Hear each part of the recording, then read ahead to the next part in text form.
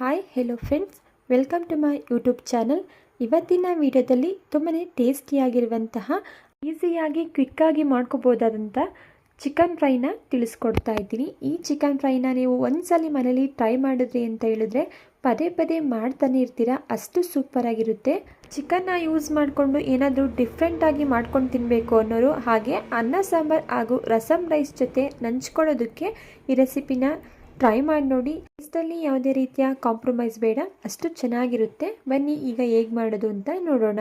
Chicken ಫ್ರೈನ ಮಾಡಲಿಕ್ಕೆ ನಾನಿಲ್ಲಿ ಅರ್ಧ ಕೆಜಿಯಷ್ಟು ಚಿಕನ್ನ ತೊಗೊಂಡಿದ್ದೀನಿ. ಇದಕ್ಕೆ ಅರ್ಧ ಟೀ ಸ್ಪೂನಷ್ಟು ಉಪ್ಪನ್ನು ಸೇರಿಸ್ಕೊಂಡು ಇದನ್ನು ಮಿಕ್ಸ್ ಮಾಡ್ಕೊಳ್ತಾ ಇದ್ದೀನಿ.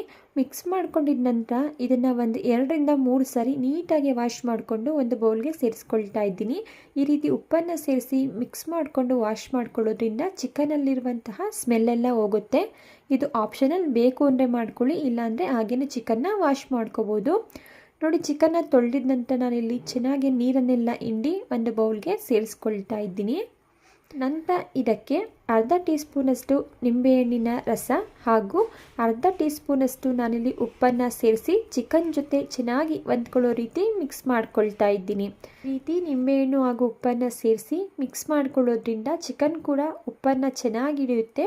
ಚಿಕನ್ ಫ್ರೈನ ಮಾಡಿದಾಗ ಚಿಕನ್ ತುಂಬಾ ಸಾಫ್ಟ್ ಆಗಿರುತ್ತೆ. ನೋಡಿ, ಇದನ್ನು ಮಿಕ್ಸ್ ಮಾಡಿಕೊಂಡು ಒಂದು ಪ್ಲೇಟನ್ನು ಕ್ಲೋಸ್ ಮಾಡಿ ಒಂದು ಅರ್ಧ ಗಂಟೆಗಳ ಕಾಲ ಇದನ್ನು ಚೆನ್ನಾಗಿ ನೆನೆಲಿಕ್ಕೆ ಇಡ್ತಾ ಇದ್ದೀನಿ. ನಂತರ ಇದಕ್ಕೆ ಬೇಕಾಗಿರುವಂತಹ ಮಸಾಲ ಪೌಡರ್ನ ರೆಡಿ ಮಾಡ್ಕೊಳ್ಳೋಣ. ಮಸಾಲ ಪೌಡರ್ನ ರೆಡಿ ಮಾಡೋದಕ್ಕೆ ನಾನಿಲ್ಲಿ ಒಂದು ಫ್ರೈಯಿಂಗ್ ಪ್ಯಾನ್ಗೆ 2 ಟೀ ಸ್ಪೂನಷ್ಟು ಧನಿಯಾ ಕಾಳು, 1 ಟೀ ಸ್ಪೂನಷ್ಟು ಮೆಣಸು, ಹಾಗೆ ಅರ್ಧ ಟೀ ಸ್ಪೂನಷ್ಟು ಜೀರಿಗೆ, 1 ಪೀಸಷ್ಟು ದಾಲ್ಚಿನ್ನಿ, 2 ಏಲಕ್ಕಿ, ಹಾಗೆ 4 ಲವಂಗನ ಸೇರಿಸ್ಕೊಂಡು ಲೋ ಫ್ಲೇಮಲ್ಲಿ ಗಮ್ಮಂತ ಆರಾಮ ಬರೋವರೆಗೂ ಇದನ್ನು ಫ್ರೈ ಮಾಡ್ಕೊಳ್ತಾ ಇದ್ದೀನಿ. ನೋಡಿ, ಈಗ ಇದು ಕಂಪ್ಲೀಟಾಗಿ ಫ್ರೈ ಆಗಿದೆ. ಈಗ ನಾನಿಲ್ಲಿ ಒಂದು ಪ್ಲೇಟ್ಗೆ ಇದನ್ನ ತೆಗೆದಿಟ್ಕೊಳ್ತಾ ಇದ್ದೀನಿ. ಇದು ಕಂಪ್ಲೀಟಾಗಿ ತಣ್ಣಗಾಗಿದ್ದಂತ ನಾನಿಲ್ಲಿ ಒಂದು ಮಿಕ್ಸರ್ ಜಾರ್ಗೆ ಸೇರಿಸ್ಕೊಂಡು ಇದನ್ನು ಪೌಡರ್ ಮಾಡ್ಕೊಳ್ತಾ ಇದ್ದೀನಿ. ತುಂಬಾ ಫೈನ್ ಪೌಡರ್ ಮಾಡ್ಕೋಬೇಕು ಅಂತ ಏನಿಲ್ಲ, ಸ್ವಲ್ಪ ಕ್ರಾಸ್ ಆಗಿಯೇ ನೋಡಿ, ಈ ರೀತಿ ವಿಡಿಯೋದಲ್ಲಿ ನೋಡ್ತಾ ಇದ್ದೀರಲ್ವಾ, ಈ ರೀತಿ ಪೌಡರ್ ಮಾಡಿಕೊಂಡ್ರೆ ಸಾಕು. ಈಗ ಇದನ್ನು ಪಕ್ಕಕ್ಕೆ ಇಟ್ಕೊಳ್ತಾ ಇದ್ದೀನಿ. ನೆಕ್ಸ್ಟ್ ನಾನಿಲ್ಲಿ ಗ್ಯಾಸ್ ಸ್ಟವ್ನ ಆನ್ ಮಾಡಿಕೊಂಡು ಒಂದು ಕಡಾಯಿನ ಇಟ್ಕೊಂಡಿದ್ದೀನಿ. ಕಡಾಯಿ ಬಿಸಿಯಾಗಿದ್ದ ನಂತರ ಇದಕ್ಕೆ 2 ಟೇಬಲ್ ಸ್ಪೂನಷ್ಟು ಎಣ್ಣೆನ ಸೇರಿಸ್ಕೊಳ್ತಾ ಇದ್ದೀನಿ. ಎಣ್ಣೆ ಬಿಸಿಯಾಗಿದ್ದ ನಂತರ ಸಣ್ಣದಾಗಿ ಕಟ್ ಮಾಡಿ ಇಟ್ಕೊಂಡಿರುವಂತಹ 1 ಈರುಳ್ಳಿನ ಸೇರಿಸ್ಕೊಂಡು ಕಲರ್ ಚೇಂಜ್ ಆಗಿ ಸಾಫ್ಟ್ ಆಗುವವರೆಗೂ ಇದನ್ನು ಸಹ ಫ್ರೈ ಮಾಡ್ಕೊಳ್ತಾ ಇದ್ದೀನಿ. ಅಂತ ಇದಕ್ಕೆ ಸ್ವಲ್ಪ ಕರಿಬೇವಿನ ಸೊಪ್ಪು, ಸೀಲಿಟ್ಕೊಂಡಿರುವಂತಹ 2 ಹಸಿಮೆಣಸಿನಕಾಯಿ, ಹಾಗೆ 1 ಟೀ ಸ್ಪೂನಷ್ಟು ಶುಂಠಿ ಬೆಳ್ಳುಳ್ಳಿ ಪೇಸ್ಟನ್ನು ಸೇರಿಸ್ಕೊಂಡು ಶುಂಠಿ ಬೆಳ್ಳುಳ್ಳಿ ಪೇಸ್ಟಲ್ಲಿರುವಂತಹ ಹಸಿ ಸ್ಮೆಲ್ಲೆಲ್ಲ ಹೋಗೋವರೆಗೂ ಫ್ರೈ ಮಾಡ್ಕೊಳ್ತಾ ಇದ್ದೀನಿ. ನಂತರ ಇದಕ್ಕೆ ನಾವು ಮ್ಯಾರಿನೇಟ್ ಆಗಲಿಕ್ಕೆ ಇಟ್ಟಿರುವಂತಹ ಚಿಕನ್ನ ಸೇರಿಸ್ಕೊಳ್ತಾ ಇದ್ದೀನಿ. ಚಿಕನ್ನ ಸೇರಿಸಿದ ನಂತರ ಮೀಡಿಯಂ ಫ್ಲೇಮಲ್ಲಿ ಒಂದು 4-5 ನಿಮಿಷಗಳ ಕಾಲ ಚೆನ್ನಾಗಿ ಇದನ್ನು ಮಿಕ್ಸ್ ಮಾಡ್ಕೊಳ್ತಾ ಫ್ರೈ ಮಾಡ್ಕೊಳ್ಳೋಣ. ನಂತರ ಲಿಡ್ಡನ್ನು ಕ್ಲೋಸ್ ಮಾಡಿ ಒಂದು 4-5 ನಿಮಿಷ ಮುಚ್ಚಿ ಚಿಕನ್ನ ಬೇಯಿಸ್ಕೊಳ್ತಾ ಇದ್ದೀನಿ. ಈಗ 4-5 ನಿಮಿಷ ಚಿಕನ್ನ ನಾನಿಲ್ಲಿ ಚೆನ್ನಾಗಿ ಬೇಯಿಸ್ಕೊಂಡಿದ್ದೀನಿ. ಈಗ ಮತ್ತೊಮ್ಮೆ ಮಿಕ್ಸ್ ಮಾಡ್ಕೊಳ್ಳೋಣ. ಮಿಕ್ಸ್ ಮಾಡಿಕೊಂಡು ನಾನಿಲ್ಲಿ ಗ್ಯಾಸ್ ಸ್ಟವ್ನ ಲೋ ಫ್ಲೇಮಲ್ಲಿ ಇಟ್ಕೊಂಡು ಇದಕ್ಕೆ ಅರ್ಧ ಕಪ್ನಷ್ಟು ಮೊಸರನ್ನ ಸೇರಿಸ್ಕೊಳ್ತಾ ಇದ್ದೀನಿ.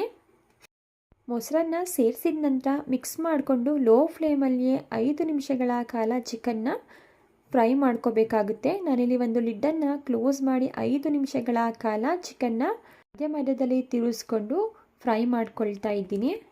ನೋಡಿ, ಈಗ 5 ನಿಮಿಷ ಆಗಿದೆ. ಚಿಕನ್ ಕೂಡ ನೀರು ಬಿಟ್ಕೊಂಡಿದೆ, ನೀವೇ ಇಲ್ಲಿ ನೋಡ್ಬೋದು. ಚಿಕನ್ನಲ್ಲಿ ಬಿಟ್ಕೊಂಡಿರುವಂತಹ ನೀರೆಲ್ಲ ಕಂಪ್ಲೀಟಾಗಿ ಡ್ರೈ ಆಗಿ ಚಿಕನ್ 80% ಕುಕ್ ಆಗಬೇಕು. ಅಲ್ಲಿವರೆಗೂ ಲಿಡ್ಡನ್ನು ಕ್ಲೋಸ್ ಮಾಡಿ ಮಧ್ಯದಲ್ಲಿ ತಿರುಗಿಸ್ಕೊಂಡು 80% ಅಷ್ಟು ಚಿಕನ್ ಕುಕ್ ಆಗೋವರೆಗೂ ಇದನ್ನು ಬೇಯಿಸ್ಕೊಳ್ಳೋಣ.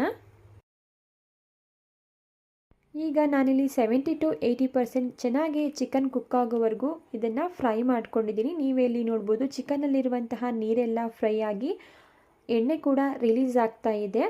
ಈ ಟೈಮಲ್ಲಿ ನಾವು ಗ್ರೈಂಡ್ ಮಾಡಿ ಇಟ್ಕೊಂಡಿರುವಂತಹ ಮಸಾಲ ಪೌಡರ್, 1 ಟೀ ಸ್ಪೂನಷ್ಟು ಚಿಲ್ಲಿ ಪೌಡರ್, ಹಾಗೆ ಸ್ವಲ್ಪ ಅರಿಶಿಣದ ಪುಡಿ, ರುಚಿಗೆ ತಕ್ಕಷ್ಟು ಉಪ್ಪನ್ನು ನಾನಿಲ್ಲಿ ಸೇರಿಸ್ಕೊಳ್ತಾ ಇದ್ದೀನಿ. ನಾವು ಚಿಕನ್ನ ಮ್ಯಾರಿನೇಟ್ ಮಾಡಲಿಕ್ಕೂ ಕೂಡ ಉಪ್ಪನ್ನು ಸೇರಿಸ್ಕೊಂಡಿದ್ವಿ.